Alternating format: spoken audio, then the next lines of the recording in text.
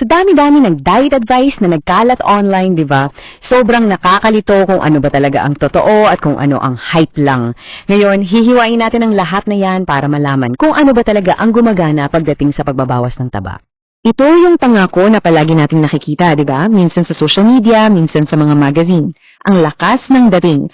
Pero, ito ba talaga yung solusyon na hinihintay natin? O baka naman ito pa yung simula ng mas malaking problema? At ito na, ito yung dahilan kung bakit ang daming kumakagat.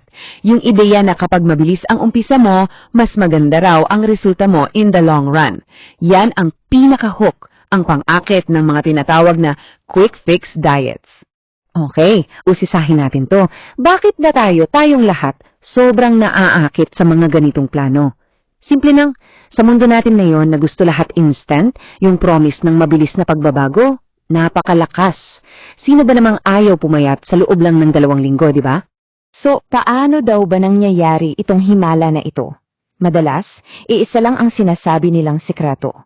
May mga magic foods daw, mga pagkain na kapag ginain mo, sila na mismo ang tutunaw sa taba mo. Totoo kaya to?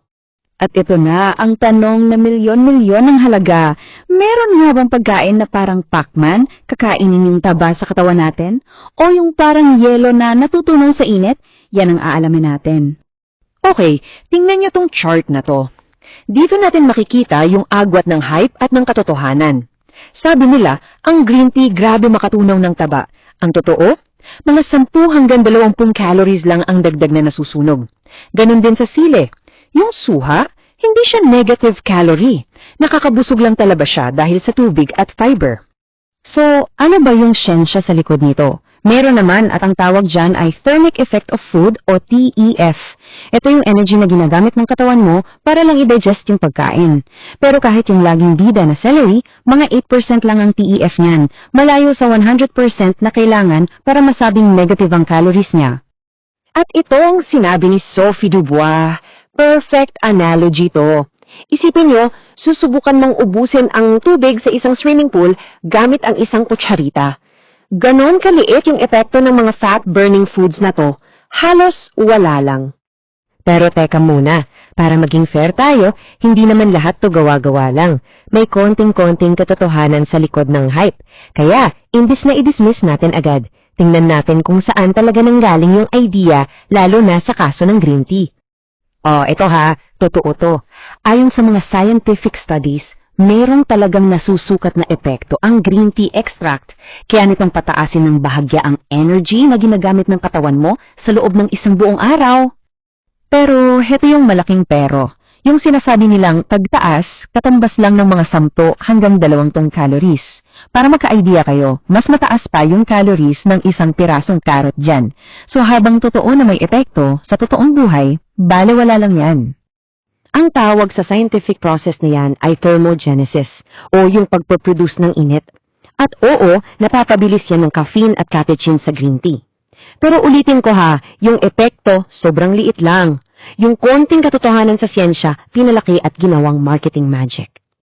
Okay, so ngayong malinaw na sa atin na walang magic food, may isa pang mas malaking pader na kailangan nating tingnan, yung sarili nating katawan. Meron kasi itong mga built-in na limitasyon na hindi mo basta-basta maluloko. Grabe tong comparison na to. Tingnan nyo ang pagkakaiba. Yung normal na tiyan, may hangganan.